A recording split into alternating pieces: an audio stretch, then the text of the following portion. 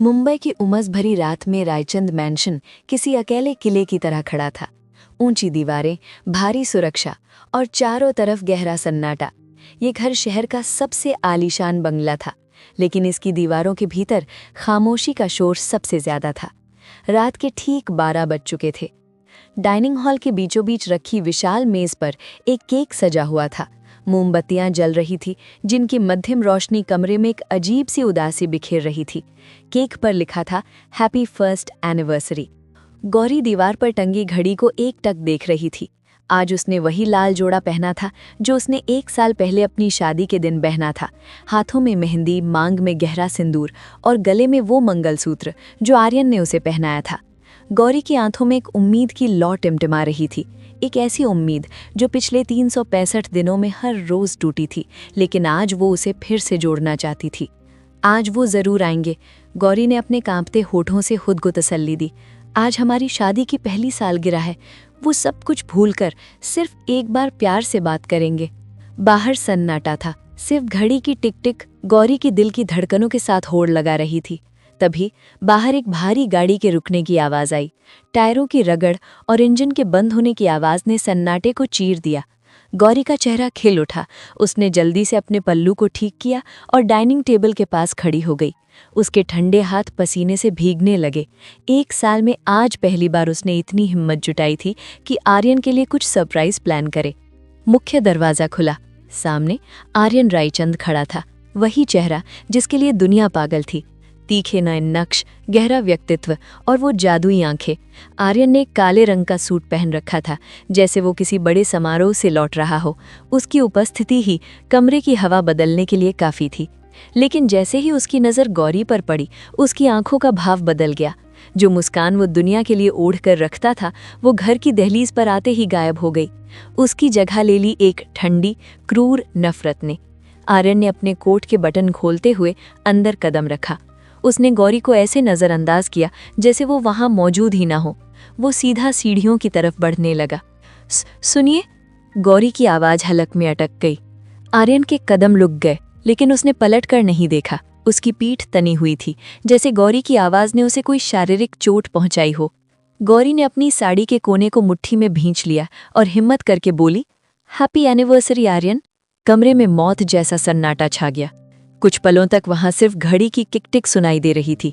आर्यन धीरे से घूमा। उसकी आंखें गौरी के चेहरे पर नहीं, बल्कि उस मेज पर टिकी थी जहां केक और मोमबत्तियां सजी थीं। वो धीरे धीरे चलते हुए गौरी के पास आया। उसके हर कदम के साथ गौरी की सांसें अटकती जा रही थी। गौरी को लगा शायद उसे याद आ गया, शायद वो खुश है। गौरी के होठों पर एक सहमी हुई मुस्कान आई। तुमने ये सब किया है? आर्यन ने मेज की तरफ इशारा करते हुए पूछा। उसकी आवाज बिल्कुल शांत थी, समुद्र की सतह जैसी शांत, जिसके नीचे तूफान छिपा होता है। जी, गौरी ने नजरें झुका ली। सोचा हम साथ में मनाएंगे। आर्यन के चेहरे पर एक व्यंग्यात्मक मुस्कान आ गई। सेलिब्रेट? किस बात का सेलिब्रेशन गौरी? मेरी बर्बादी का, या उस गलती का जो मैंने 1 साल पहले की थी? गौरी का दिल बैठ गया। वो हैरानी से आर्यन को देखने लगी। उसकी आंखों में आंसू भरने लगे। आर्यन, मैंने तो बस... छपाक। इससे पहले कि गौरी अपनी बात पूरी कर पाती, आर्यन ने एक झटके से मेज पर बिछा कपड़ा खींच लिया। केक, मोमबत्तियां, फूलों का गुलदस्ता, प्लेटें, सब कुछ जमीन पर आ गिरा। कांच टूटने की तेज आवाज पूरे हॉल में गूंज उठी। मखमली केक अब जमीन पर बिखरा हुआ था, बिल्कुल गौरी के अरमानों की तरह। गौरी की चीख निकल गई। वो डर के मारे 2 कदम पीछे हट गई। अब आर्यन उसके बिल्कुल करीब आ गया। उसकी आंखों में गुस्सा नहीं, बल्कि एक डरावना पागलपन था। उसने गौरी की कलाई को जोर से पकड़ लिया। उसकी पकड़ इतनी सख्त थी कि गौरी की नाजुक त्वचा पर उंगलियों के निशान उभरने लगे। आर्यन, दर्द हो रहा है। गौरी कराह उठी। दर्द? आर्यन ने उसके चेहरे के पास आकर फुसफुसाया। इसे दर्द कहती हो तुम? दर्द वो होता है जो मैं पिछले 1 साल से सह रहा हूँ। तुम्हारे साथ इस घर में रहना, तुम्हें बर्दाश्त करना, ये मेरे लिए किसी सजा से कम नहीं है। आर्यन ने उसे झटका दिया, जिससे गौरी लड़खड़ाकर दीवार से जा टकराई। तुम्हें क्या लगा? आर्यन की आवाज अब ऊंची हो गई।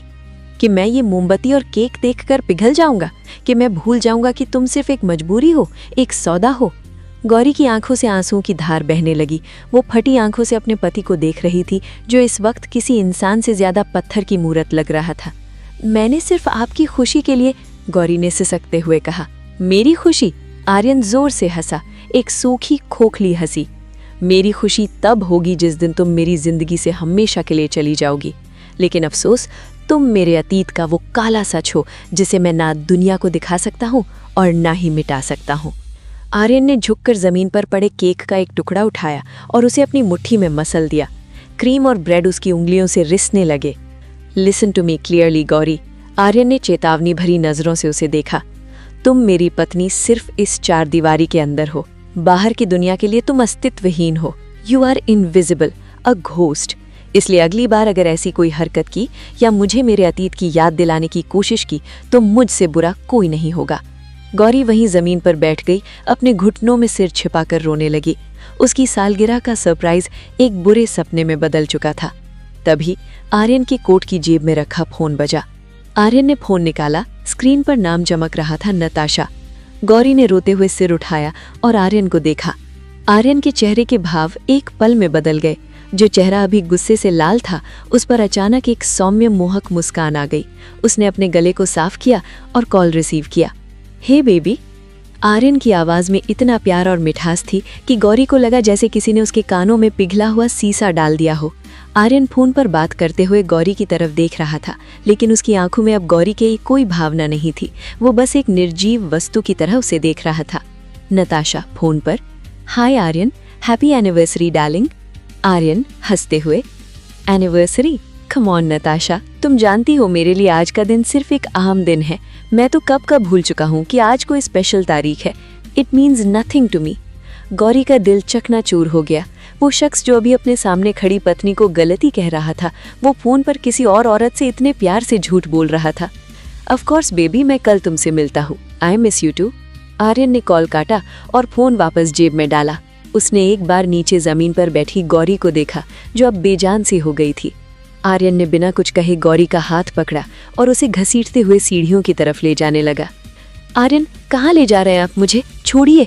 गौरी ने विरोध किया, लेकिन उसकी ताकत आर्यन के सामने कुछ भी नहीं थी। आर्यन ने एक न सुनी। वो उसे घसीटते हुए ऊपर गेस्ट रूम की तरफ ले गया। आज रात तुम यहीं रहोगी। आर्यन ने दरवाजा खोला और गौरी को अंदर अंधेरे में धक्का दे दिया। गौरी गिरते गिरते बची। वो पलटकर दरवाजे की तरफ दौड़ी। आर्यन प्लीज, अंधेरा है यहाँ, मुझे डर लगता है, प्लीज दरवाजा मत बंद कीजिए। धड़ाम। आर्यन ने दरवाजा उसके मुंह पर बंद कर दिया। आर्यन, गौरी ने दरवाजे को पीटना शुरू कर दिया। आर्यन प्लीज खोलिए, मैं आगे से कभी कुछ नहीं करूंगी, प्लीज। बाहर से क्लिक की आवाज आई। आर्यन ने दरवाजा बाहर से लॉक कर दिया था। गौरी दरवाजे से लगकर फूट फूट कर रोने लगी। अंधेरे कमरे में उसकी सिसकियां गूंज रही थी। वो घुप अंधेरे में अकेली थी, बिल्कुल अपनी किस्मत की तरह। बाहर गलियारे में आर्यन दरवाजे पर हाथ रखकर खड़ा था। एक पल के लिए, बस एक पल के लिए, उसकी सख्त आंखों में कुछ अजीब सी नमी आई, जैसे कोई गहरा दर्द, कोई पुरानी चोट जो उसे अंदर ही अंदर खाई जा रही थी। उसकी उंगलियां दरवाजे की लकड़ी पर कस गईं। उसने अपनी आंखें बंद की, एक गहरी सांस ली और वापस अपना कोल्ड हार्टेड मुखौटा पहन लिया। स्टे देयर, उसने धीमे से बुदबुदाया। Safe and away from me. Aryan वहां से अपने कमरे की तरफ चला गया, पीछे गौरी को उस अंधेरे पिंजरे में अकेला छोड़कर। गौरी को अब समझ आ गया था कि ये घर उसके लिए घर नहीं, एक सोने का पिंजरा है, और वो सुपरस्टार आर्यन रायचंद की सबसे बड़ी कैदी। रायचंद मैंशन की सुबह।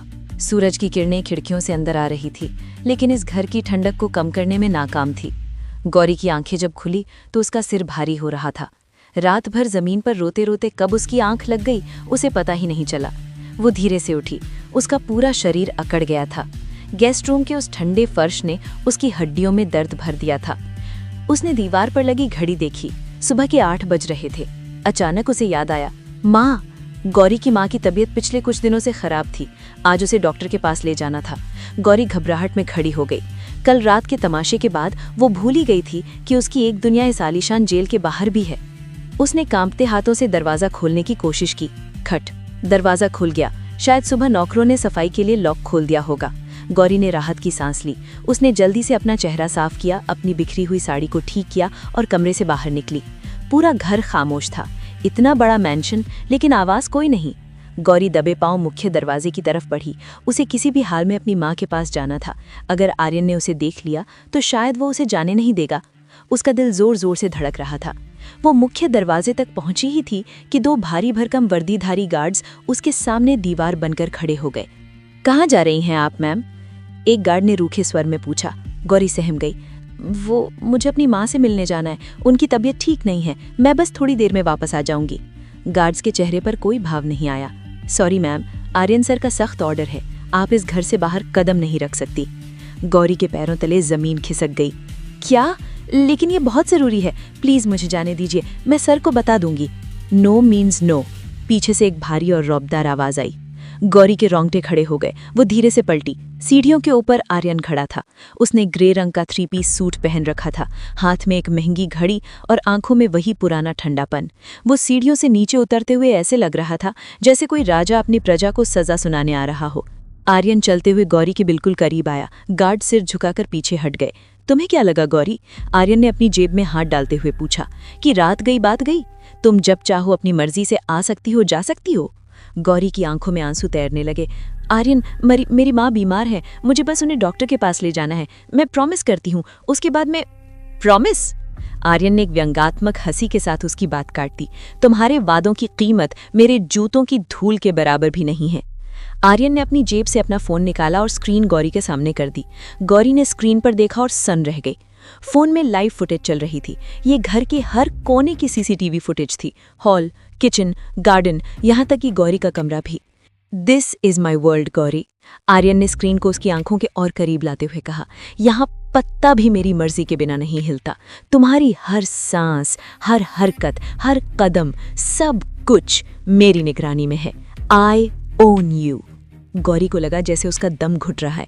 ये घर नहीं, एक हाईटेक जेल थी। लेकिन मैं एक इंसान हूँ आर्यन, आप मुझे ऐसे कैद नहीं कर सकते।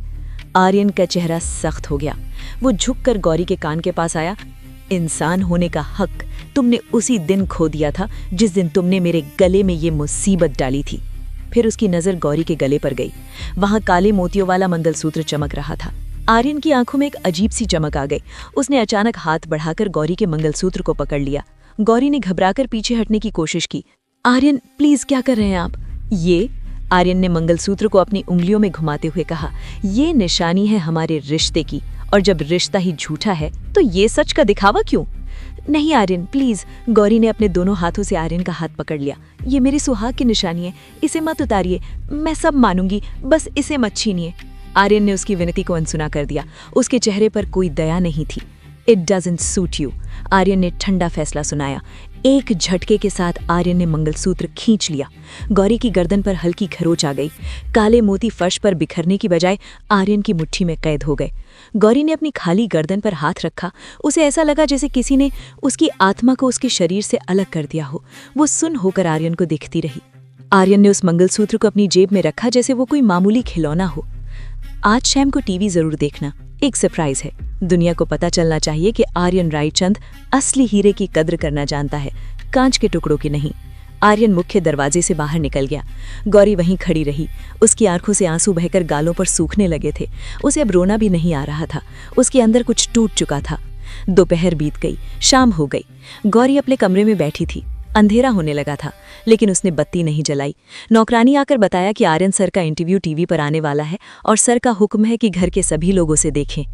गौरी का मन नहीं था, लेकिन आर्यन के खौफ ने उसे हॉल में जाने पर मजबूर कर दिया। हॉल में बड़ी स्क्रीन पर न्यूज चैनल चल रहा था। Breaking news, superstar Aryan Raichand का बड़ा खुलासा। क्या आज वो अपनी लेडी लव का नाम दुनिया को बताएंगे? स्क्रीन पर आर्यन का मुस्कुराता हुआ चेहरा आया। वो एक प्रेस कॉन्फ्रेंस में बैठा था। उसके बगल में बॉलीवुड की टॉप एक्ट्रेस नताशा बैठी थी। नताशा बेहद खूबसूरत लग रही थी। गौरी की नजरें स्क्रीन पर जमी थी। रिपोर्टर ने सवाल पूछा, आर्यन सा, इंडस्ट्री में अफवाह है कि आपकी लाइफ में कोई स्पेशल आ गया है, क्या ये सच है? आर्यन ने माइक हाथ में लिया। उसकी मुस्कान ने लाखों दिलों को धड़का दिया होगा, लेकिन गौरी का दिल उसे देखकर सिकुड़ रहा था। हाँ, आर्यन ने कैमरे में सीधे देखते हुए कहा, अफवाहें सच है। मेरी जिंदगी में एक ऐसी लड़की है जो मेरे दिल की असली हकदार है, जो मेरे स्टेटस, मेरे क्लास को मैच करती है। गौरी की मुट्ठी भिंच गई। आर्यन ने नताशा की तरफ देखा और उसका हाथ थाम लिया। Ladies and gentleman, meet my fiancée Natasha. पूरे हॉल में तालियों की गड़गड़ाहट गूंज उठी। कैमरा नताशा के चेहरे पर जूम हुआ। नताशा शर्माते हुए मुस्कुरा रही थी, लेकिन गौरी की नज़र नताशा के चेहरे पर नहीं थी। उसकी नज़र नताशा के गले पर थी। गौरी के पैरों तले जमीन खिसक गई। उसे अपनी आंखों पर विश्वास नहीं हुआ। नताशा के गले में वही मंगलसूत्र था जो आज सुबह आर्यन ने गौरी के गले से छीना था। वही काले मोती, वही डायमंड पेंडेंट। गौरी का दम घुटने लगा। उसने अपनी खाली गर्दन पर हाथ रखा जो अब खाली थी। आर्यन ने उसका सुहाग, उसकी पहचान छीनकर दुनिया के सामने किसी और औरत को पहना दिया था।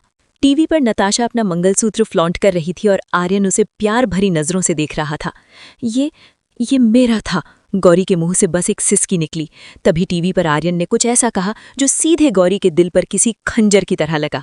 ये मंगलसूत्र सिर्फ एक गहना नहीं है, आर्यन ने कैमरे में देखते हुए कहा, जैसे वो सीधे गौरी से बात कर रहा हो। ये वादा है कि अब से मेरी वफादारी, मेरा प्यार और मेरा नाम सिर्फ नताशा का है।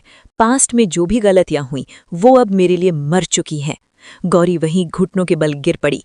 टीवी स्क्रीन पर आर्यन और नताशा की हंसती हुई तस्वीरें फ्लैश हो रही थी और रायचंद मैंशन के खाली हॉल में गौरी की चीख उसके हलक में ही घुट कर रह गई।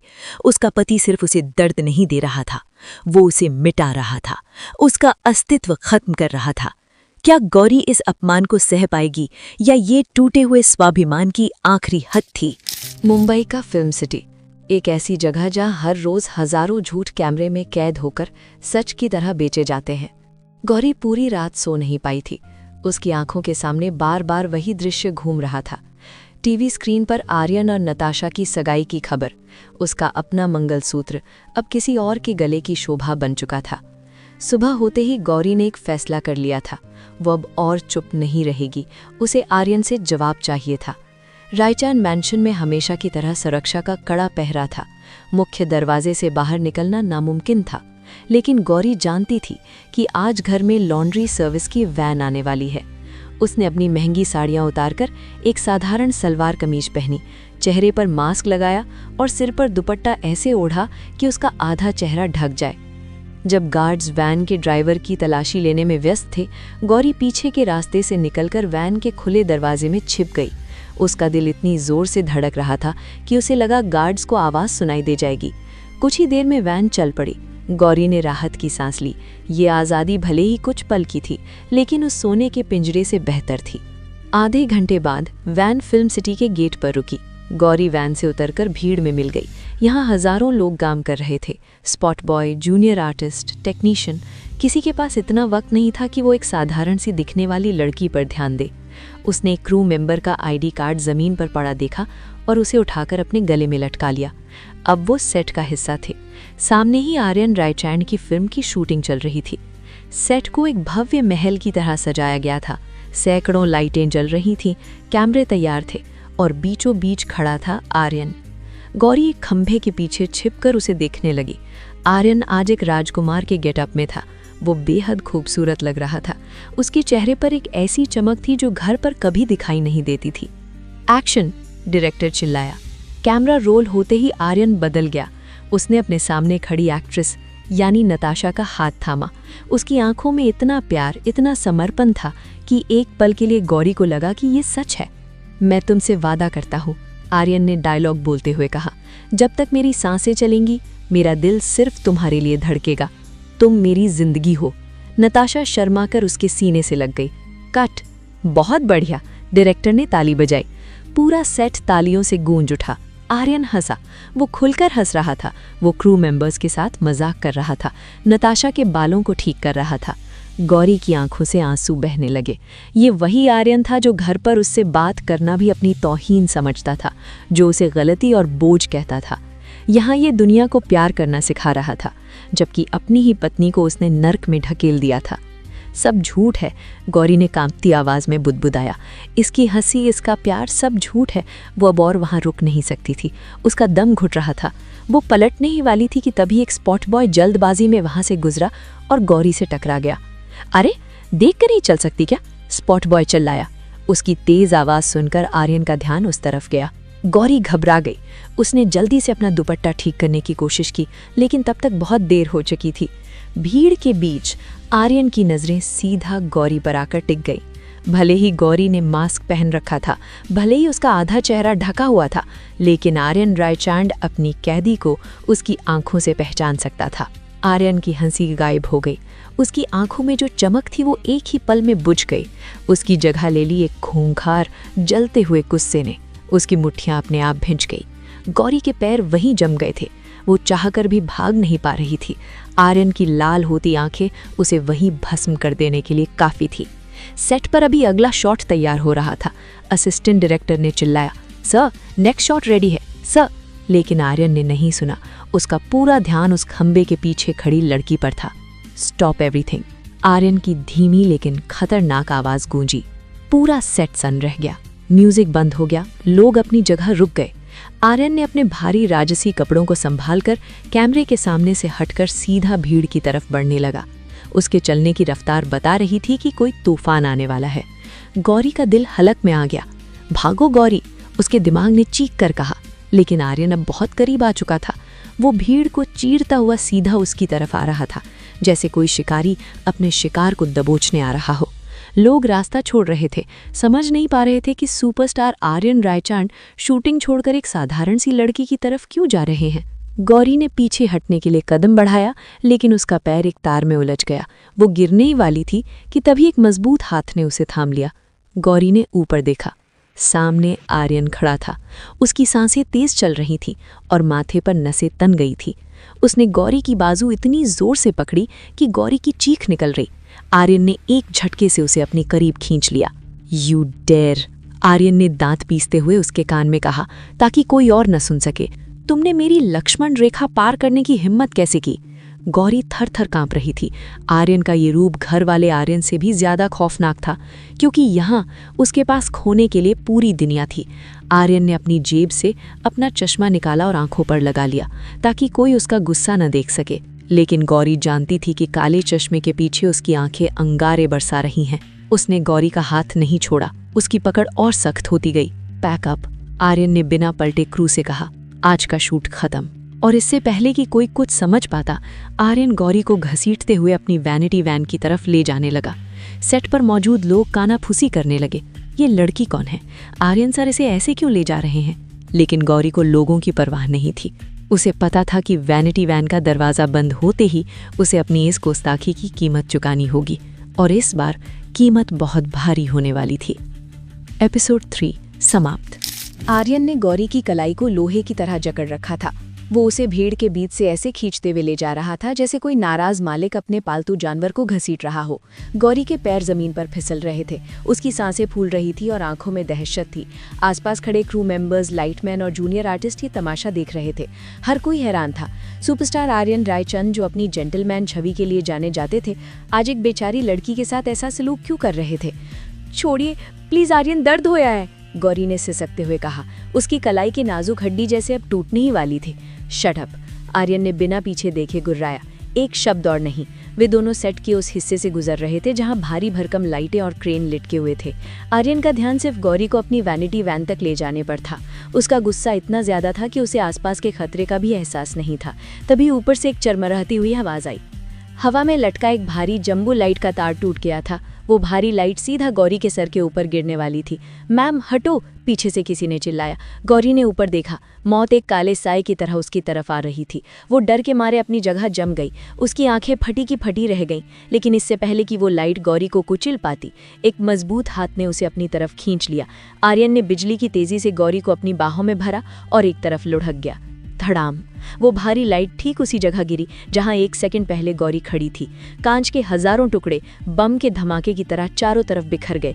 धूल का गुबार उठ गया। कुछ पलों के लिए वहां सन्नाटा छा गया। गौरी की आंखें कसकर बंद थी। वो कांप रही थी। उसे लगा कि शायद वो मर चुकी है, लेकिन फिर उसे महसूस हुआ कि वो जमीन पर नहीं बल्कि किसी के सख्त सीने से चिपकी हुई है। उसे किसी की तेज धड़कनें सुनाई दे रही थी। उसने धीरे से अपनी आंखें खोली। आर्यन उसके ऊपर झुका हुआ था। उसका एक हाथ गौरी के सर के पीछे था, उसे चोट से बचाने के लिए। आर्यन की सांसें भी तेज चल रही थी। उसकी आंखों में गुस्सा अभी भी था, लेकिन उस गुस्से के साथ साथ एक अजीब सा डर भी था। एक ऐसा डर जिसे वो मानना नहीं चाहता था। आर्यन, गौरी ने धीरे से उसका नाम लिया। आर्यन के चेहरे के भाव तुरंत सख्त हो गए, जैसे उसे अपनी गलती का एहसास हुआ हो। उसने गौरी को खुद से ऐसे झटक दिया जैसे वो कोई जलता हुआ अंगारा हो। वो खड़ा हो गया और अपने कपड़ों से धूल झाड़ने लगा। Are you mad? आर्यन चिल्लाया। उसकी आवाज़ पूरे सेट पर गूंज गई। मरने का इतना ही शौक है तो कहीं और जाकर मरो, मेरे सेट पर नहीं। गौरी सहम कर खड़ी हो गई। अभी अभी इस आदमी ने उसकी जान बचाई थी और अब वही उसे जलील कर रहा था। Get up! आर्यन ने फिर से उसका हाथ पकड़ा। ड्रामा अभी खत्म नहीं हुआ है। आर्यन उसे खींचते हुए अपनी काली आलीशान गैनेटी वैन के पास ले गया। उसने दरवाज़ा खोला और गौरी को अंदर धक्का दे दिया। गौरी लड़खड़ाते हुए वैन के अंदर सोफे पर जा गिरी। आर्यन अंदर आया और उसने जोर से दरवाज़ा बंद कर दिया। बाहर की दुनिया का शोर एकदम से बंद हो गया। अब वहाँ सिर्फ एसी की सनसनाहट और आर्यन के गुस्से की अंश थी। वैनिटी वैन अंदर से किसी 5 स्टार होटल के कमरे जैसी थी, लेकिन गौरी के लिए ये किसी टॉर्चर चेम्बर से कम नहीं थी। आर्यन उसके सामने खड़ा हो गया। उसने अपनी जैकेट उतार कर सोफे पर फेंकी और अपनी शर्ट की आस्तीन ऊपर चढ़ाने लगा। तुम्हारी हिम्मत कैसे हुई? आर्यन ने दांत पीसते हुए पूछा। वो धीरे धीरे गौरी की तरफ बढ़ रहा था। किसने परमिशन दी तुम्हें घर से बाहर निकलने की? गौरी सोफे के कोने में दुबक गई। वो मुझे लगा आप नहीं देखेंगे, मैं बस। तुम्हें लगा मैं नहीं देखूंगा? आर्यन ने एक व्यंग्यात्मक हंसी के साथ कहा। वो झुककर गौरी के चेहरे के बिल्कुल करीब आ गया। आई सी एवरीथिंग गौरी, तुम मेरी नज़र से बच नहीं सकती। उसने गौरी की थोड़ी को अपनी उंगलियों से ऊपर उठाया और उसे अपनी आंखों में देखने पर मजबूर किया। तुम जानती हो अभी बाहर क्या हो सकता था? आर्यन ने सख्त लहजे में कहा। अगर मीडिया ने तुम्हें देख लिया होता, अगर किसी ने पहचान लिया होता कि तुम मेरी वाइफ हो, मेरा पूरा करियर, मेरी इमेज, सब कुछ मिट्टी में मिल जाता। आपको सिर्फ अपनी इमेज की पड़ी है? गौरी की आंखों से आंसू झलक आए। मेरी जान की कोई कीमत नहीं? आर्यन की पकड़ उसकी थोड़ी पर सख्त हो गई। कीमत चीज़ों की होती है गौरी, और तुम मेरी खरीदी हुई चीज़ हो। You are my property. Gauri का स्वाभिमान तार तार हो गया। और मुझे अपनी चीज़ों पर एक खरौंच भी पसंद नहीं है। इसलिए नहीं कि मुझे तुमसे प्यार है, बल्कि इसलिए क्योंकि टूटी हुई चीज़ों की मार्केट में कोई वैल्यू नहीं होती। उसने गौरी का चेहरा झटक दिया और अपनी जेब से फ़ोन निकाला। उसने एक नंबर डायल किया और फ़ोन स्पीकर पर डाल दिया। हेलो सर, दूसरी तरफ से गार्ड की आवाज़ आई। You are fired. आर्यन ने ठंडा फैसला सुनाया। तुम और तुम्हारी पूरी टीम अभी इसी वक्त अपना बोरिया बिस्तर बांधो और मेरे घर से दफा हो जाओ। सर, लेकिन सर, हमारी क्या गलती? तुम्हारी गलती ये है कि तुमने मेरे पालतू को पिंजरे से बाहर निकलने दिया। आर्यन ने गौरी की तरफ देखते हुए कहा। अगले 1 घंटे में मुझे नई सिक्योरिटी चाहिए, और इस बार मुझे मशीनें चाहिए, इंसान नहीं, जो सवाल न करे, सिर्फ हुक्म माने। आर्यन ने फ़ोन काट दिया। गौरी खौफजदा होकर उसे देख रही थी। ये आदमी उसे इंसान मानता ही नहीं था। आर्यन ने वैनिटी वैन से फ्रिज से पानी की बोतल निकाली और एक घूंट पिया। फिर वो गौरी के पास वापस आया। उसकी आंखों में एक ऐसा संकल्प था जिसने गौरी की रूह कपा दी।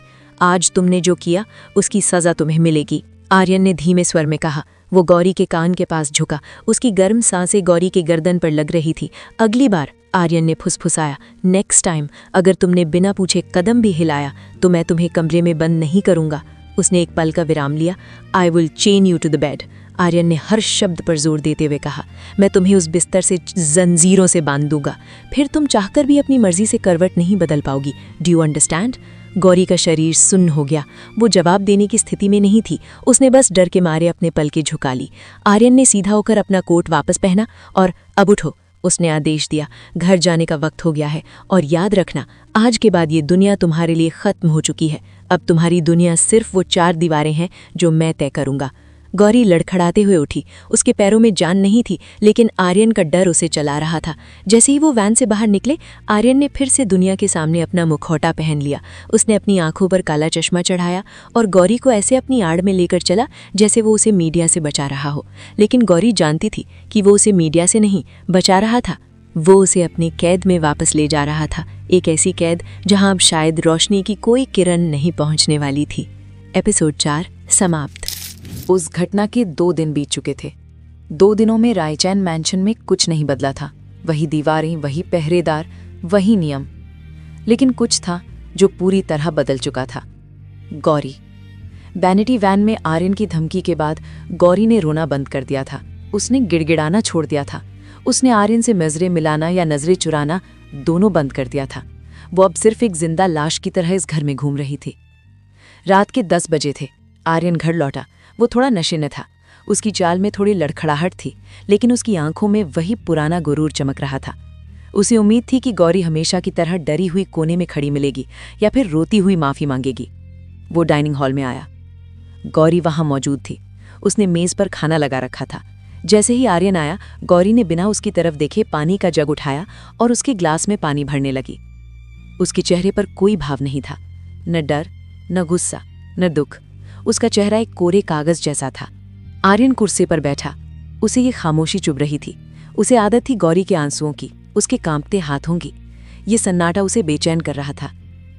आज बहुत खामोश हो, आर्यन ने ग्लास उठाते हुए ताना मारा। लगता है उस दिन की डोज का असर अभी तक है। गौरी ने कोई जवाब नहीं दिया। उसने चुपचाप आर्यन की प्लेट में दाल परोसी। आर्यन ने उसे घूर कर देखा। मैं तुमसे बात कर रहा हूं गौरी। गौरी ने फिर भी कुछ ना कहा। उसने सब्जी परोसी, जग वापस रखा और मुड़ने लगी। खट! आर्यन ने जोर से मेज पर मुक्का मारा। पानी का ग्लास छलक गया। Look at me when I speak to you, Aryan चिल्लाया। गौरी रुक गई। वो धीरे से पलटी। उसने आर्यन की आंखों में देखा, लेकिन उसकी नजरें आर पार देख रही थी, जैसे आर्यन वहां हो ही नहीं। खाना ठंडा हो रहा है, गौरी ने एक मशीन की तरह सपाट आवाज में कहा। खा लीजिए। वो मुड़ी और किचन की तरफ चली गई। आर्यन सन्न रह गया। ये क्या था? उसने गौरी को दौड़ने की कोशिश की थी, लेकिन लगता था कि गौरी ने खुद को ही मिटा दिया था। आर्यन का अहंकार जो गौरी के डर पर पलता था, अब भूखा मर रहा था। उसे गुस्सा आने लगा, एक ऐसा गुस्सा जो नफरत से ज्यादा अपनी हार की झुंझलाहट थी। आर्यन ने खाने की प्लेट को धक्का दिया और खड़ा हो गया। वो लड़खड़ाते कदमों से सीढ़ियां चढ़कर ऊपर गौरी के कमरे की तरफ गया। गौरी अपने कमरे में थी। वो अलमारी से अपने कपड़े निकाल रही थी। आर्यन दरवाजे पर खड़ा होकर उसे देखता रहा। गौरी ने उसकी मौजूदगी को पूरी तरह नजरअंदाज कर दिया। आर्यन अंदर आया और उसने गौरी का हाथ पकड़कर उसे अपनी तरफ खींचा। ये क्या नाटक है? उसने गौरी की बाहों को कसते हुए पूछा। ये चुप्पी क्यों? चिल्लाओ, रो, माफी मांगो। मुझे वो डर देखना है तुम्हारी आंखों में।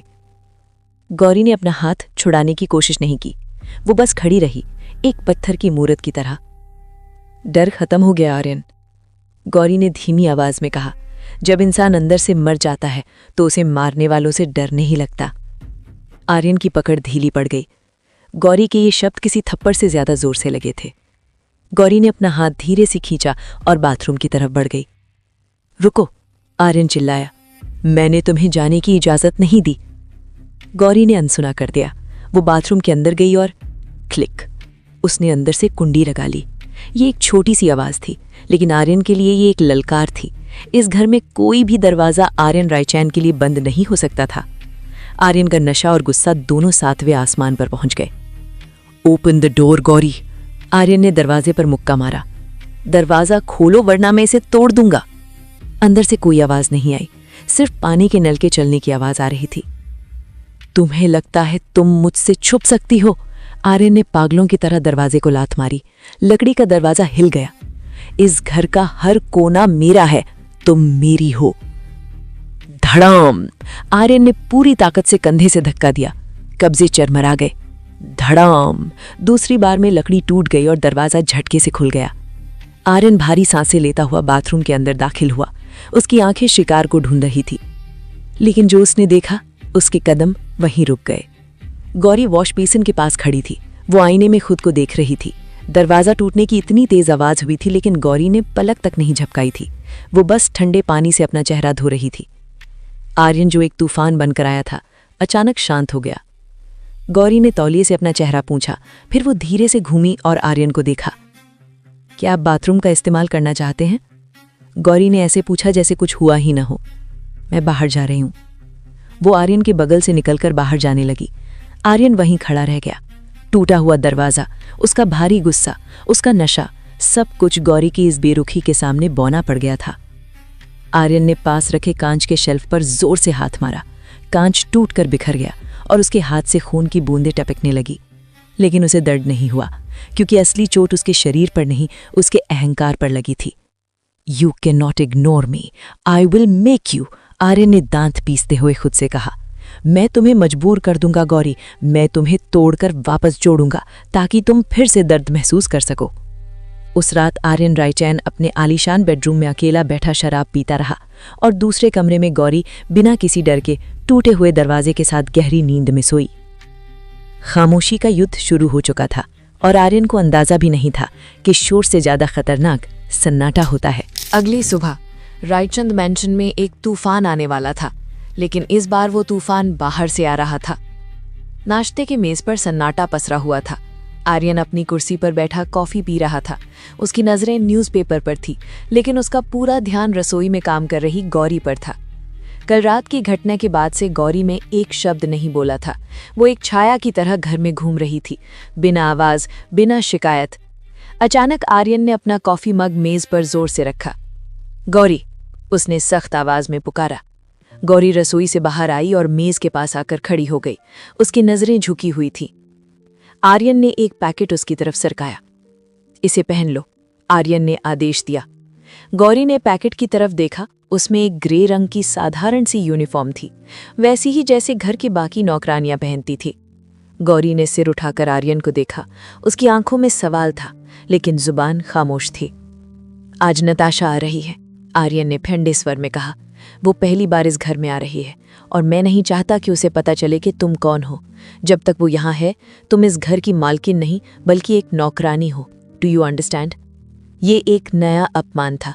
आर्यन उसे सिर्फ नजरअंदाज नहीं कर रहा था, बल्कि अब उसे उसकी जगह दिखा रहा था। गौरी ने एक पल के लिए उस वर्दी को देखा। उसके अंदर का स्वाभिमान चीख रहा था, लेकिन उसने अपनी मुट्ठियां भींच ली। उसने चुपचाप वो पैकेट उठाया और अपने कमरे की तरफ चली गई। आर्यन उसे जाते हुए देखता रहा। उसे उम्मीद थी कि गौरी मना करेगी, रोएगी या बहस करेगी, लेकिन गौरी की ये खामोश आज्ञाकारिता उसे अंदर ही अंदर काट रही थी। फाइन, आर्यन बड़बड़ाया। अगर तुम पत्थर बनना चाहती हो तो पत्थर ही सही। आधे घंटे बाद घर के बाहर एक महंगी लाल रंग की कार रुकी। नताशा कार से बाहर निकली। वो सिर से पांव तक ब्रांडेड कपड़ों में सजी थी। आंखों पर बड़ा सा चश्मा और होठों पर एक विजयी मुस्कान। वो ऐसी चल रही थी जैसे ये महल उसने अभी अभी जीत लिया हो। आर्यन मुख्य दरवाजे पर उसका स्वागत करने के लिए खड़ा था। हाय बेबी, नताशा ने दौड़कर आर्यन को गले लगा लिया। आर्यन के चेहरे पर तुरंत वो परफेक्ट मंगेतर लाली मुस्कान आ गई। Welcome home Natasha. नताशा ने घर को चारों तरफ देखा। वाओ आर्यन, तुम्हारा घर तो बिल्कुल किसी सपने जैसा है। I love it. वो आर्यन का हाथ पकड़कर अंदर ले आई। वे दोनों सोफे पर बैठ गए। नताशा लगातार बातें कर रही थी, शादी की डेकोरेशन, हनीमून के प्लान्स, मीडिया की खबरें। आर्यन बस सिर हिला रहा था, लेकिन उसकी नजरें बार बार रसोई के दरवाजे की तरफ जा रही थी। मुझे प्यास लगी है डार्लिंग, नताशा ने नखरे से कहा। अपने सर्वेंट से कहो ना कुछ ठंडा लाएं। आर्यन का शरीर तनाव से भर गया। उसने एक गहरी सांस ली। गौरी, आर्यन ने आवाज दी। रसोई का दरवाजा खुला। गौरी बाहर आई। उसने वो ग्रे यूनिफॉर्म पहन रखी थी। उसके बाल कसकर बंधे हुए थे और चेहरे पर कोई मेकअप नहीं था। वो किसी भी एंगल से आर्यन रायचंद की मतनी नहीं लग रही थी। वो बस एक साधारण सी दबी कुचली सी लड़की लग रही थी। नताशा ने गौरी को ऊपर से नीचे तक देखा और नाक से कोड़ ली। Who is she? नताशा ने आर्यन से पूछा। नहीं है क्या? मैंने इसे पहले कभी तुम्हारे स्टाफ में नहीं देखा। आर्यन ने गौरी की आंखों में देखा। वहां सिर्फ खालीपन था। शी इज नोबडी, आर्यन ने नजरें चुराते हुए कहा। बस काम के लिए रखी है। पानी लाओ। गौरी ने सिर झुकाया। उसने ट्रे में पानी के 2 ग्लास लेकर आई। उसके हाथ बिल्कुल नहीं कांप रहे थे। उसने झुककर नताशा के सामने ट्रे रखी। नताशा ने जानबूझकर गौरी को नजरअंदाज करते हुए अपना फोन निकाला और सेल्फी लेने लगी। आर्यन, इधर देखो, नताशा ने कहा। आर्यन मुस्कुराया। क्लिक। गौरी वहीं खड़ी थी, ट्रे हाथ में लिए। उसके पति ने अपनी मंगेतर के साथ तस्वीर खींची, जबकि असली पत्नी एक नौकरानी बनकर उनके सामने खड़ी थी। ये पानी कितना गर्म है, नताशा ने गिलास होठों से लगाते ही चिल्लाई। तुम्हें अक्ल नहीं है? मैंने ठंडा पानी मांगा था। नताशा ने गुस्से में गिलास ट्रे पर वापस पटका। पानी छलक कर गौरी की कलाई पर गिर गया। गौरी की त्वचा जल गई, लेकिन उसने उफ तक नहीं की। वो बस मूर्ति की तरह खड़ी रही। सॉरी बोलो, नताशा ने हुक्म दिया। आर्यन, कहाँ से ढूंढ कर लाते हो ऐसे अनपढ़ लोगों को? इसे मैनर भी नहीं आते। आर्यन की मुट्ठियां अपने घुटनों पर कस गईं। उसे गौरी की कलाई पर लाल निशान साफ दिखाई दे रहा था। उसे नताशा के चिल्लाने पर गुस्सा आ रहा था, लेकिन वो अपनी भूमिका से बाहर नहीं आ सकता था। लीव इट नताशा, उसने शांत रहने की कोशिश की। जाओ गौरी, चाय लेकर आओ। गौरी मुड़ी और वापस रसोई में चली गई। नताशा ने मुंह बनाया। बड़ी अजीब लड़की है। गूंगी है क्या? हाँ, आर्यन ने धीमे स्वर में कहा। शायद। कुछ देर बाद गौरी चाय लेकर वापस आई। नताशा अब आर्यन के कंधे पर सर रखकर बैठी थी और उसे अपनी अंगूठी दिखा रही थी। गौरी ने चाय के कप मेज पर रखे। नताशा ने चाय का कप उठाया। वो आर्यन की आंखों में देख रही थी और मुस्कुरा रही थी। I love you Aryan, Natasha ने कहा। आर्यन रुका। उसने गौरी की तरफ देखा जो खाली ट्रे लेकर खड़ी थी। आर्यन के गले से शब्द नहीं निकल रहे थे।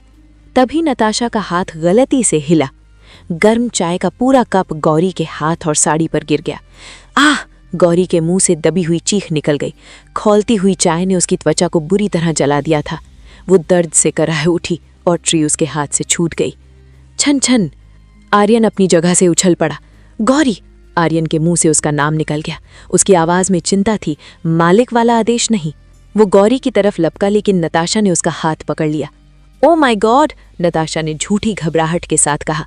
देखकर नहीं चल सकती, मेरी ड्रेस खराब कर दी तुमने। तुम सच में पागल हो गया। आर्यन रुक गया। नताशा का हाथ उसकी कलाई पर था। वो देख सकता था कि गौरी का हाथ बुरी तरह जल गया है। उसकी त्वचा लाल पड़ रही थी और वो दर्द से कांप रही थी। आर्यन का दिल किया कि वो नताशा का हाथ झटक दे और गौरी के पास जाए, लेकिन उसने खुद को रोक लिया।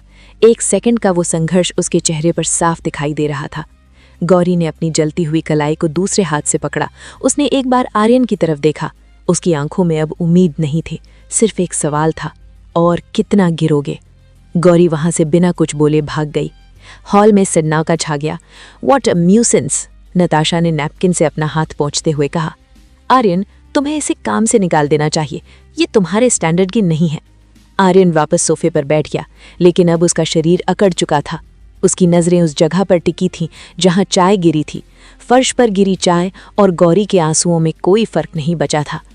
हाँ, आर्यन ने बहुत मुश्किल से कहा, नॉट माई स्टैंडर्ड। लेकिन टेबल के नीचे आर्यन की मुट्ठी इतनी जोर से बंद थी कि उसके अपने नाखून उसकी हथेली में चुभ रहे थे और खून निकल आया था। गौरी का जलता हुआ हाथ उसे अपनी ही आत्मा पर एक घाव जैसा महसूस हो रहा था। रात का 3रा पहर था। पूरा रायचंद मैंशन गहरी नींद में था, सिवाय 2 लोगों के। गौरी अपने अंधेरे कमरे में करवटें बदल रही थी। उसकी कलाई पर जलन हो रही थी। नताशा की गिराई हुई चाय ने उसकी त्वचा को बुरी तरह झुलसा दिया था। उसने घर में पड़ी कोई पुरानी क्रीम लगाई थी, लेकिन दर्द कम होने का नाम नहीं ले रहा था। दर्द सिर्फ हाथ में नहीं था, बल्कि दिल में भी था। आज उसने अपनी आंखों से देखा था कि उसका पति उसकी तकलीफ पर कैसे पत्थर बना रहा। थक हार कर आंसू बहाते हुए उसकी आंख लग गई। घड़ी में रात के 2 बज रहे थे। कमरे का दरवाजा बिना किसी आवाज के खुला। गलियारे की रोशनी की एक पतली लकीर कमरे के अंदर आई और सीधा गौरी के चेहरे पर पड़ी। दरवाजे पर एक लंबा सा साया खड़ा था। आर्यन। वो दबे पांव अंदर आया। उसके हाथ में एक फर्स्ट एड बॉक्स था। आर्यन धीरे से बिस्तर के किनारे बैठ गया। उसने गौरी को देखा। नींद में भी गौरी के माथे पर शिकन थी और उसकी सांसें भारी चल रही थी। उसका जला हुआ हाथ बिस्तर के किनारे लटका हुआ था, लाल, सूजा हुआ और दर्दनाक। आर्यन का दिल जोर से धड़कने लगा। दिन भर जिस कोल्ड हस्बैंड का उसने नाटक किया था, वो मुखौटा अब उतर चुका था। उसकी आंखों में अब नफरत नहीं, बल्कि एक गहरा पछतावा था। आई एम सॉरी, आर्यन ने इतनी धीमी आवाज में कहा कि शायद हवा भी ना सुन पाए। उसने बहुत सावधानी से गौरी का हाथ अपने हाथ में लिया। उसका स्पर्श इतना हल्का था जैसे वो किसी कांच की गुड़िया को छू रहा हो। उसने बॉक्स से एक मलहम निकाला और अपनी उंगलियों से धीरे धीरे जले हुए हिस्से पर लगाने लगा। गौरी नींद में हल्का सा कसमसाई। माँ, उसने बुदबुदाया। आर्यन का हाथ रुक गया। वो सांस रोककर गौरी को देखता रहा। जब उसे यकीन हो गया कि वो जागी नहीं है, तो उसने राहत की सांस ली। वो मलहम लगाता रहा और गौरी के चेहरे को निहारता रहा। मैं मजबूर हूँ गौरी, आर्यन ने अपने आप से बात करते हुए कहा। उसकी आवाज़ में एक अजीब सा दर्द था। अगर मैं तुमसे नफरत करूंगा तो वो लोग तुम्हें जान से मार देंगे। मेरी नफरत ही तुम्हारी सुरक्षा है। My hate is your shield. Aryan ने उसके हाथ पर पट्टी बांधी, बहुत सलीके से, बहुत प्यार से। उसने गौरी का हाथ वापस बिस्तर पर रखा और झुककर उसके माथे को चूमना चाहा। उसके होंठ गौरी के माथे से बस 1 इंच दूर थे। उसकी सांसें गौरी के चेहरे को छू रही थी। लेकिन फिर वो रुक गया। नो, आर्यन ने खुद को याद दिलाया, कमजोरी नहीं, इमोशंस नहीं। वो झटके से खड़ा हुआ। उसने अपना पत्थर वाला रूप वापस ओढ़ लिया और कमरे से बाहर निकल गया। अंधेरे में गौरी के हाथ पर बंधी सफ़ेद पट्टी चमक रही थी। अगली सुबह सूरज की रोशनी गौरी के चेहरे पर पड़ी। उसने अपनी आंखें खोली। सबसे पहले उसे अपनी कलाई पर ठंडक महसूस हुई। उसने हाथ उठाकर देखा। वो हैरान रह गई। उसके हाथ पर एक प्रोफेशनल मेडिकल बैंडेज बंधी हुई थी, जलन लगभग गायब हो चुकी थी और वहाँ एक महंगी दवाई की खुशबू आ रही थी। ये किसने किया? गौरी ने खुद से पूछा। क्या माँ आई थी? नहीं, वो तो बीमार हैं। फिर कौन? क्या आर्यन? गौरी के दिल ने एक पल के लिए उम्मीद की उड़ान भरी, लेकिन फिर उसे कल का आर्यन याद आया, वो आर्यन जिसने नताशा के सामने उसे जलील किया था। नहीं, गौरी ने सिर झटक दिया। वो इंसान ऐसा नहीं कर सकता। शायद किसी नौकर ने तरस खाकर कर दिया होगा। तभी इंटरकॉम बजा। Gauri, come to my study, अभी। आर्यन की सख्त आवाज़ आई। गौरी जल्दी से उठी, उसने अपनी साड़ी ठीक की और स्टडी रूम की तरफ दौड़ी। आर्यन की स्टडी घर का सबसे प्रतिबंधित हिस्सा था, वहाँ किसी को जाने की इजाज़त नहीं थी। गौरी ने डरते हुए दरवाज़ा खटखटाया। कम इन। अंदर से आवाज़ आई। गौरी अंदर गई। आर्यन अपनी विशाल मेज़ के पीछे बैठा फाइलों में कुछ ढूंढ रहा था। उसने गौरी की तरफ देखा भी नहीं। ये फाइलें मेज़ पर बिखरी हुई हैं। आर्यन ने बिना सिर उठाए कहा, इन्हें तारीख के हिसाब से लगाओ। मेरी सेक्रेटरी आज छुट्टी पर है और मैं किसी बाहरी इंसान को अपनी स्टडी में नहीं आने देता। गौरी चुपचाप मेज़ के पास आई और फाइलें समेटने लगी। आर्यन अपनी कुर्सी से उठा। मैं कॉफ़ी लेने जा रहा हूँ, जब तक मैं वापस आऊँ ये काम हो जाना चाहिए। And don't touch anything else. Aryan कमरे से बाहर चला गया। गौरी ने राहत की सांस ली। आर्यन की मौजूदगी में उसे सांस लेना भी भारी लगता था। वो जल्दी जल्दी फाइलें जमा रही थी, तभी उसके हाथ से एक भारी फाइल फिसल गई। धप। फाइल जमीन पर गिरी और उसके अंदर रखे कुछ कागजात और तस्वीरें बिखर गईं। हे भगवान, गौरी घबरा गई। अगर आर्यन ने देख लिया तो वो फिर से नाराज हो जाएगा। वो जल्दी से जमीन पर बैठकर तस्वीरें उठाने लगी, लेकिन जैसे ही उसने पहली तस्वीर उठाई, उसका हाथ हवा में ही रुक गया। ये तस्वीर गौरी की थी, लेकिन ये शादी के बाद की तस्वीर नहीं थी। ये तस्वीर तब थी जब गौरी कॉलेज जाती थी। वो बस स्टॉप पर खड़ी थी और हंस रही थी। गौरी का माथा ठनका। आर्यन के पास उसकी इतनी पुरानी तस्वीर क्यों है? उनकी शादी तो अचानक हुई थी। उसने दूसरी तस्वीर उठाई। गौरी बाजार में सब्जी खरीद रही थी। तीसरी तस्वीर, गौरी अपनी माँ के साथ मंदिर जा रही थी। ये सारी तस्वीरें चोरी छुपे ली गई थी। हर फोटो के नीचे तारीख लिखी थी। ये तारीखें उनकी शादी से 6 महीने पहले की थी।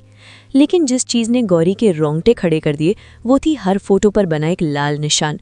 हर फोटो में गौरी के चेहरे पर एक लाल रंग का एक्स यानी क्रॉस बना हुआ था, जैसे कोई उसे टारगेट कर रहा हो, जैसे कोई उसे मारने की योजना बना रहा हो। और सबसे नीचे एक कागज़ पड़ा था, एक धमकी भरा नोट। उस पर खून जैसे लाल अक्षरों में लिखा था, target Gauri Sharma, finish her before she turns 21। Gauri के हाथों से तस्वीरें छूट गईं। उसका पूरा शरीर कांपने लगा। इसका क्या मतलब था? आर्यन उसे शादी से पहले से जानता था। क्या आर्यन ही वो इंसान है जो उसे मारना चाहता है, या आर्यन उसे किसी और से बचा रहा था? गौरी। दरवाजे से आर्यन की दहाड़ सुनाई दी। गौरी का दिल उछलकर हलक में आ गया। वो हड़बड़ाकर उठी। आर्यन दरवाजे पर खड़ा था। उसके हाथ में कॉफी का मग था और उसकी नजरें जमीन पर उन तस्वीरों पर थीं। आर्यन का चेहरा पीला पड़ गया। वो पहली बार डरा हुआ लग रहा था। वो बिजली की तेजी से आगे बढ़ा और गौरी के हाथ से वो फाइल छीन ली। तुम्हें किसने कहा इसे छूने को? आर्यन चिल्लाया। उसकी आवाज में गुस्सा कम और घबराहट ज्यादा थी। गौरी पीछे हटी, दीवार से जा लगी। वो फोटो, क्रॉस का निशान, आर्यन, ये सब क्या है? आर्यन ने गौरी के कंधे पकड़े और उसे धकेलते हुए दरवाजे की तरफ ले गया। ये तुम्हारे मतलब की चीज नहीं है। भूल जाओ तुमने क्या देखा। अगर जिंदा रहना चाहती हो तो भूल जाओ। आर्यन ने उसे कमरे से बाहर धक्का दिया और दरवाजा बंद कर लिया। गौरी बंद दरवाजे को घूर रही थी। आज उसे आर्यन की आंखों में नफरत नहीं दिखी थी। आज उसने वहां कुछ और देखा था। एक डर, एक ऐसा डर जो शायद उसे खोने का था। गौरी के दिमाग में 1000 सवाल घूम रहे थे, लेकिन एक बात साफ थी कि आर्यन रायचंद सिर्फ एक क्रूर पति नहीं था। वो एक बहुत बड़ा राज छिपा रहा था, एक ऐसा राज जिसका सीधा संबंध गौरी की जिंदगी और मौत से था। इसलिए मिलते हैं आपसे आगे एपिसोड 8 में। शाम के 7 बज रहे थे। रायचंद मैंशन के हॉल में आर्यन फोन पर किसी से बहस कर रहा था। नो मिस्टर खुराना, ये मुमकिन नहीं है। वो मेरी पर्सनल लाइफ है, मैं उसे पार्टी में नहीं ला सकता। फोन की दूसरी तरफ आर्यन के फिल्म के प्रोड्यूसर मिस्टर खुराना थे। आर्यन, बात को समझो। उस दिन सेट पर जो हंगामा हुआ उसके बाद मीडिया में तरह तरह की बातें हो रही हैं। लोग कह रहे हैं कि आर्यन रायचंद ने सेट पर एक लड़की के लिए शूटिंग रोक दी। हमें उस लड़की को दुनिया के सामने लाना होगा, लेकिन एक प्रोफेशनल तरीके से। उसे अपनी पीए बनाकर पार्टी में लाओ ताकि अफवाहें बंद हो और फिल्म का प्रमोशन हो। आर्यन ने गुस्से में अपना जबड़ा भींच लिया। वो गौरी को उस ग्लैमर की दुनिया में नहीं ले जाना चाहता था जहां हर मुस्कान के पीछे एक मतलब छिपा होता है। फाइन, आर्यन ने हार मानते हुए कहा। वो आएगी, लेकिन सिर्फ एक पीए की तरह। उसने फोन काटा और सोफे पर फेंक दिया। उसका दिमाग खराब हो चुका था। उसे अपनी ही पत्नी को, जिसे वो दुनिया से छुपाना चाहता था, अब खुद दुनिया के सामने पेश करना पड़ रहा था। गौरी, आर्यन की आवाज हॉल में गूंजी। कुछ ही पलों में गौरी सीढ़ियों से नीचे आई। उसने एक साधारण सूती साड़ी पहन रखी थी। कल रात की घटना यानी तस्वीरें देखने वाली बात के बाद से वो आर्यन से और भी ज्यादा डरने लगी थी। आर्यन ने पास रखे एक बड़े से बॉक्स को गौरी की तरफ पैर से सरकाया। तैयार हो जाओ, आर्यन ने आदेश दिया। तुम्हारे पास 15 मिनट है। गौरी ने उस बॉक्स को देखा, फिर आर्यन को। कहाँ जाना है? सवाल पूछने के पैसे नहीं मिलते तुम्हें। आज रात के लिए तुम मेरी पत्नी नहीं, मेरी पर्सनल असिस्टेंट हो, और मिस्टर खुराना की पार्टी में पीए साड़ियों में नहीं जाती। गौरी ने हिचकिचाते हुए बॉक्स उठाया। उसे समझ नहीं आ रहा था कि आर्यन क्या चाल चल रहा है। कभी वो उसे छुपाता था, कभी दुनिया के सामने लाता था। वो चुपचाप बॉक्स लेकर ऊपर चली गई। 20 मिनट बाद आर्यन सीढ़ियों के पास खड़ा अपने कफलिंग्स ठीक कर रहा था। गौरी, रे गेटिंग लेट, उसने बिना ऊपर देखे आवाज लगाई। सीढ़ियों पर आहट हुई। आर्यन पलटा और पलटते ही उसकी नजरें जम गईं। गौरी सीढ़ियों से नीचे उतर रही थी। उसने बॉक्स में मौजूद काले रंग का गाउन पहना हुआ था।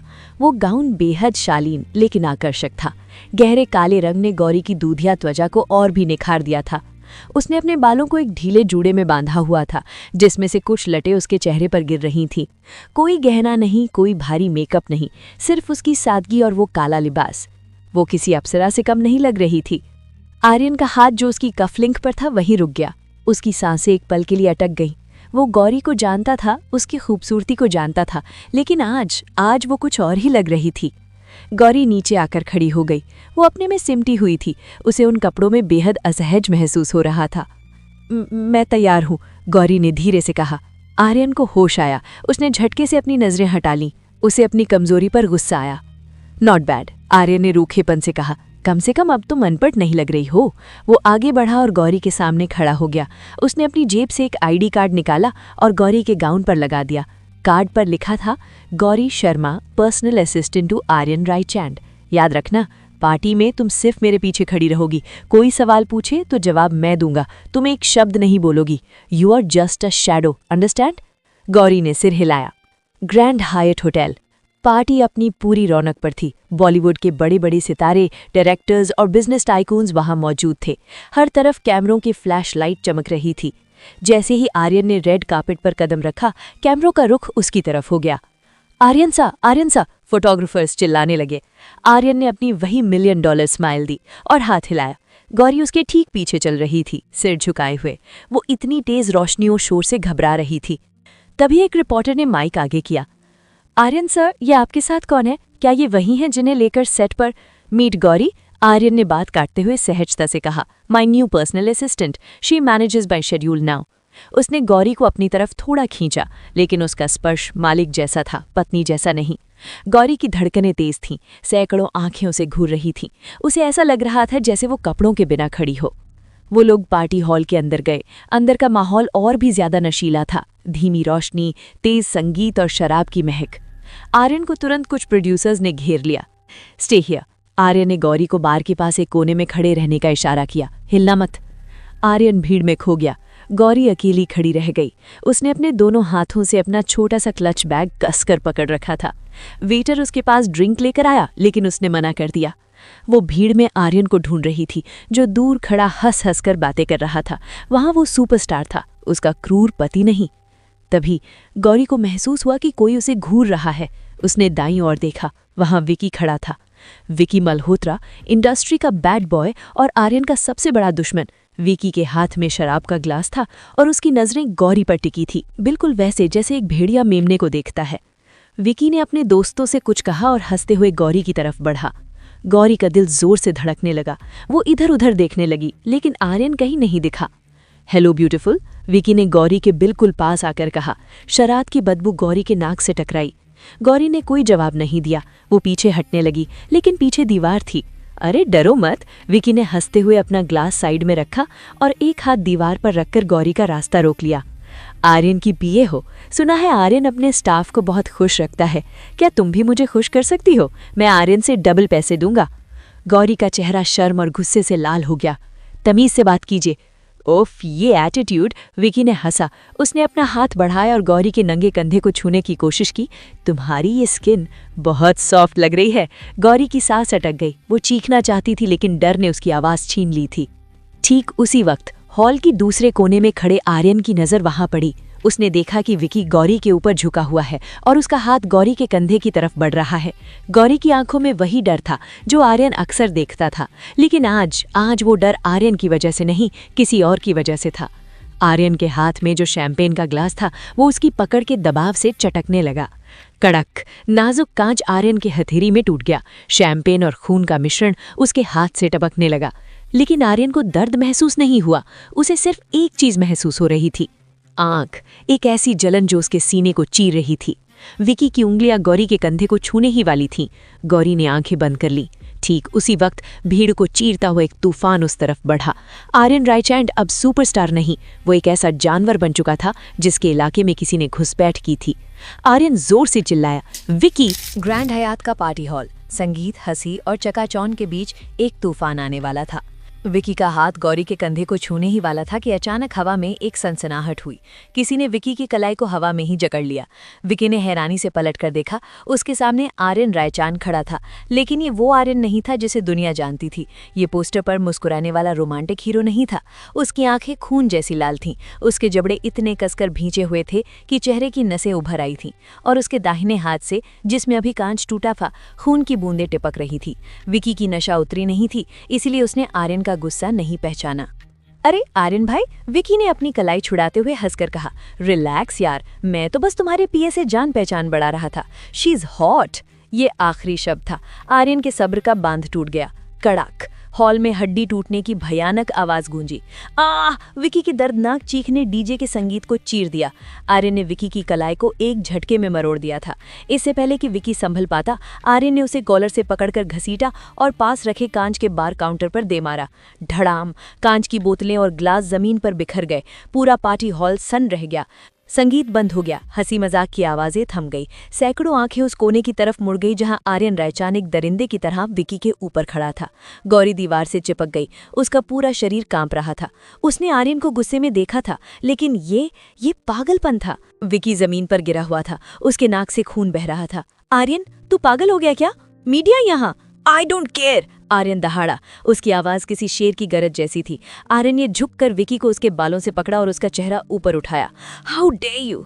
आर्यन ने दांत पीसते हुए कहा, तुम्हारी हिम्मत कैसे हुई उसे छूने की? How dare you touch what is mine! Aryan ने एक जोरदार मुक्का विकी के चेहरे पर मारा। विकी का सिर पीछे झटक गया। खून का फव्वारा छूट पड़ा। भीड़ में चीख पुकार मच गई। आर्यन सर, रुकिए! कुछ लोग चिल्लाए। सिक्योरिटी गार्ड्स दौड़ते हुए आए, लेकिन आर्यन पर जैसे खून सवार था। उसे न कैमरे दिख रहे थे न लोग। उसे सिर्फ वो हाथ दिख रहा था जो गौरी की तरफ बढ़ा था। उसने विकी को दोबारा उठाया और फिर से मारा। मैंने कहा था, आर्यन ने विकी के कान में गुर्राते हुए कहा, जबकि वो उसे मार रहा था, मेरी चीजों पर नजर डालोगे तो आंखें निकाल लूंगा। विकी अब अधमरा हो चुका था। उसका चेहरा सूज गया था। वो बस करा रहा था, आर्यन छोड़ो उसे, तुम उसे जान से मार दोगे। मिस्टर खुराना और कुछ अन्य एक्टर्स ने हिम्मत करके आर्यन वो पीछे से पकड़ लिया और खींचने की कोशिश की। आर्यन एक घायल जानवर की तरह छटपटा रहा था। उसकी सांसें भारी चल रही थी। उसके सफेद शर्ट पर विकी का खून और उसके अपने हाथ का खून लगा हुआ था। गौरी अभी भी वहीं खड़ी थी, बुत बनकर। उसकी आंखों से आंसू बह रहे थे। आर्यन ने खुद को उन लोगों की पकड़ से छुड़ाया। उसने अपनी टाई खींचकर ढीली की और जमीन पर थूक दिया। वो पलटा और गौरी की तरफ देखा। गौरी उसे ऐसे देख रही थी जैसे वो यमराज हो। आर्यन भारी कदमों से गौरी के पास गया। लोग रास्ता छोड़ रहे थे। कोई भी उस वक्त आर्यन के रास्ते में आने की हिम्मत नहीं कर सकता था। आर्यन गौरी के बिल्कुल करीब आकर रुका। गौरी ने डरकर अपनी आंखें बंद कर ली। उसे लगा आर्यन अब उसे मारेगा, लेकिन आर्यन ने अपना खून से सना हाथ उठाया और गौरी के सामने दीवार पर रख दिया, उसे चारों तरफ से घेरते हुए। Are you hurt? आर्यन ने भारी आवाज में पूछा। गौरी ने धीरे से आंखें खोली। आर्यन की आंखों में अभी भी आग थी, लेकिन वो आग अब गौरी के लिए नहीं थी, बल्कि उसके लिए थी जिसने गौरी को डराया था। गौरी ने न में सिर हिलाया। उसकी जुबान तालू से चिपक गई थी। तभी कैमरों की चमक शुरू हो गई। Click click click. मीडिया को होश आ गया था। ये साल की सबसे बड़ी खबर थी। सुपरस्टार आर्यन रायचांद ने अपनी पीए के लिए एक साथी एक्टर को पीट दिया। सैकड़ों रिपोर्टर और कैमरामैन गिद्धों की तरह उन पर टूट पड़े। आर्यन सर, आपने विकी को क्यों मारा? सर, ये लड़की कौन है? क्या आपका इस लड़की के साथ कोई अफेयर है? नताशा मैम के होते हुए आप इस लड़की के लिए इतना हिंसक क्यों हो गए? सवालों की बौछार हो रही थी। माइक आर्यन के चेहरे के करीब आ रहे थे। आर्यन ने गौरी का हाथ पकड़ा। इस बार उसने कलाई मरोड़ी नहीं, बल्कि अपनी उंगलियां गौरी की उंगलियों में फंसा ली। एक मजबूत पकड़, एक सुरक्षा चक्र। उसने गौरी को अपनी पीठ के पीछे कर लिया, मीडिया और गौरी के बीच एक ढाल बनकर। बैक ऑफ, आर्यन ने मीडिया पर चिल्लाया। पीछे हटो सब लोग। सर, जनता जानना चाहती है, एक रिपोर्टर ने चिल्लाकर पूछा। आखिर ये लड़की है कौन जिसके लिए आर्यन रायचांद अपना करियर दांव पर लगाने को तैयार है? Who is she? पूरा हॉल जवाब का इंतजार कर रहा था। नताशा दी भीड़ के पीछे खड़ी थी। उसका चेहरा गुस्से से तमतमा रहा था। आर्यन ने एक पल के लिए पीछे मुड़कर गौरी को देखा। गौरी की आंखों में एक आस थी। शायद आज वो सच बोल देगा, शायद आज वो उसे अपना लेगा। आर्यन ने फिर मीडिया की तरफ देखा। उसकी आंखों का पागलपन अब एक ठंडी क्रूर समझदारी में बदल चुका था। उसे याद आया कि गौरी उसकी कमजोरी है और अपनी कमजोरी को दुनिया के सामने लाना मतलब उसे मौत के मुंह में देना। आर्यन ने एक गहरी सांस ली। उसने गौरी का हाथ कसकर दबाया, इतना कसकर कि गौरी को दर्द हुआ। उसने कैमरे के लेंस के सीधे देखते हुए अपना मुंह खोला। क्या वो सच बोलेगा या गौरी के दिल को एक बार फिर चकनाचूर करेगा? सैकड़ों फ्लैशलाइट्स एक साथ चमक रही थी, जिससे गौरी की आंखें चुंधिया गईं। वो अभी भी आर्यन के पीछे खड़ी थी। उसका हाथ आर्यन की मजबूत पकड़ में था। उस एक पल के लिए गौरी ने अपनी सांसें रोक लीं। उसे लगा कि शायद ये वही पल है जिसका इंतजार उसने पिछली 1 साल से किया था। क्या आर्यन दुनिया को बताएगा कि वो उसकी पत्नी है? क्या वो उसे अपना नाम देगा? गौरी ने उम्मीद भरी नजरों से आर्यन की पीठ को देखा। आर्यन का शरीर तनाव से अकड़ा हुआ था। मिस्टर रायचंद, एक वरिष्ठ पत्रकार ने तेज आवाज में पूछा, जनता जानना चाहती है, आपने विकी मल्होत्रा पर इतना जानलेवा हमला क्यों किया? क्या ये लड़की आपके लिए इतनी खास है? पूरा हॉल आर्यन के जवाब का इंतजार कर रहा था। नताशा, मिस्टर खुराना, विकी, सबकी नजरें आर्यन पर टिकी थीं। आर्यन ने धीरे से अपना सिर घुमाया और एक पल के लिए गौरी को देखा। उसकी आंखों में एक अजीब सा द्वंद्व था। एक तरफ गौरी की सुरक्षा थी, वो धमकी भरा नोट, और दूसरी तरफ गौरी का दिल। अगर वो सच बोलता तो गौरी उन दुश्मनों का सीधा निशाना बन जाती जो आर्यन को बर्बाद करना चाहते थे। आर्यन ने फैसला कर लिया, एक ऐसा फैसला जो गौरी को जीते जी मार डालने वाला था। आर्यन ने गौरी का हाथ छोड़ दिया, जैसे कोई गंदी चीज को खुद से अलग करता है। वो माइक की तरफ मुड़ा। उसका चेहरा बिल्कुल भावहीन था, पत्थर जैसा सख्त। She is just an employee, Aryan ने बेहद ठंडी और सपाट आवाज में कहा। गौरी के पैरों तले से जमीन खिसक गई। हॉल में मौजूद हर शख्स हैरान था। क्या? पत्रकार ने दोबारा पूछा। आपने सही सुना, आर्यन ने अपनी आवाज में वही पुराना अहंकार भरते हुए कहा। ये सिर्फ मेरी पीए है, एक वेतनभोगी कर्मचारी। मैंने विकी को इसलिए नहीं मारा क्योंकि मुझे इस लड़की की परवाह है। मैंने उसे इसलिए मारा क्योंकि उसने मेरी प्रॉपर्टी को बिना इजाजत छूने की कोशिश की थी। आर्यन ने नफरत भरी नजरों से बेहोश पड़े विकी की तरफ देखा। मेरे स्टाफ, मेरी चीजें और मेरे लोग सब मेरे हैं, और आर्यन रायचंद अपनी चीजों के साथ छेड़छाड़ बर्दाश्त नहीं करता, चाहे वो मेरी गाड़ी हो, मेरा कुत्ता हो या मेरी पीए। गौरी का खून जम गया। कुत्ता, गाड़ी, उसका पति उसकी तुलना जानवरों और बेजान चीजों से कर रहा था। वो उम्मीद जो कुछ पल पहले उसके दिल में जागी थी, कांच की तरह टूट कर बिखर गई। उसके कानों में सिर्फ एक ही वाक्य गूंज रहा था, she is just an employee. Aryan ने गौरी की तरफ भी नहीं देखा। उसने सिक्योरिटी को इशारा किया। पार्टी खत्म, आर्यन ने ऐलान किया। Get out everyone. उसने गौरी की कलाई पकड़ी, इस बार सुरक्षा के लिए नहीं बल्कि सजा देने के लिए। वो उसे घसीटते हुए भीड़ के बीच से बाहर ले जाने लगा। मीडिया अब भी सवाल पूछ रहा था, लेकिन आर्यन के जवाब ने सारी रोमांटिक अफवाहों का दम घोट दिया था। अब हेडलाइन ये नहीं थी कि आर्यन को प्यार हो गया, बल्कि ये थी कि आर्यन रायचंद अपने स्टाफ के लिए भी किसी की जान ले सकते हैं। कार के अंदर माहौल कब्रिस्तान जैसा खामोश था। एसी की हवा भी गौरी के आंसुओं को सुखा नहीं पा रही थी। वो खिड़की से बाहर देख रही थी। उसकी आंखों से लगातार पानी बह रहा था। आर्यन गाड़ी चला रहा था। उसके पोर स्टीयरिंग व्हील पर सफ़ेद पड़ चुके थे। उसे पता था कि उसने क्या किया है। उसने गौरी की जान बचाने के लिए उसकी आत्मा को मार डाला था। रोना बंद करो, आर्यन अचानक चिल्लाया। गौरी सहर गई। मैंने कहा बंद करो ये नाटक। आर्यन ने स्टीयरिंग पर हाथ मारा। तुम्हारी वजह से, सब कुछ तुम्हारी वजह से हुआ है। अगर तुम उस दिन घर से बाहर नहीं निकलती तो विकी तुम्हें पहचानता नहीं, और अगर आज तुम वहां कोने में छिपकर खड़ी रहती तो ये तमाशा नहीं होता। गौरी धीरे से उसकी तरफ मुड़ी। उसकी आंखों में अब कोई शिकायत नहीं थी, सिर्फ एक वीरान सन्नाटा था। मैं तो बस सांस ली रही थी आर्यन, गौरी ने बहुत धीमी आवाज में कहा। क्या वो भी मेरी गलती है? आर्यन ने ब्रेक मारा। गाड़ी रायचंद मेंशन की गेट पर झटके से रुकी। गेट आउट, आर्यन ने बिना उसकी तरफ देखे कहा। गौरी गाड़ी से उतरी और लड़खड़ाते कदमों से घर के अंदर चली गई। आर्यन वहीं गाड़ी में बैठा रहा। उसने अपना सिर स्टीयरिंग व्हील पर टिका दिया। डैम इट, वो चिल्लाया।